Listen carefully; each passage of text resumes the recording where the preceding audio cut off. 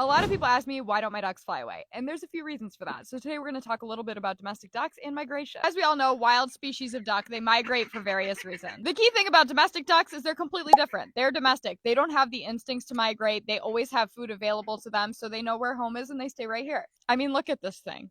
She would never make it out in the big bad world. But most breeds of domestic duck have lost the ability to fly through selective breeding. Hundreds of years ago, when farmers started breeding domestic ducks, they were primarily looking for meat production. So in doing that, they were selectively breeding for size. And when they were breeding for size, their wings stayed the same, but their body got larger. Important to note, this only applies to breeds derived from the wild mallard. This does not apply to muscovy. But basically, what that left us with is a lot of really fat ducks with a lot of really small wings. And those wings can't carry them for flight. And so that's why with breeds derived from the wild mallard, smaller sized breeds like the bantam class can typically retain their flight ability. So ducks like Peanut here can fly very well, and domestic mallards can fly pretty much on par with the wild population. A lot of people think that wild species of duck actually migrate based off temperature alone, and that's not necessarily true. They're usually just looking for open water and food. So if food's readily available in your area, you will still see some wild species of ducks and geese hanging out at your local pond, even through some pretty brutal winters. This time of year is huge when it comes to migration for ducks and geese and other species of birds. And I want to take this opportunity to let you know that there is a way that you can help them along in their journey.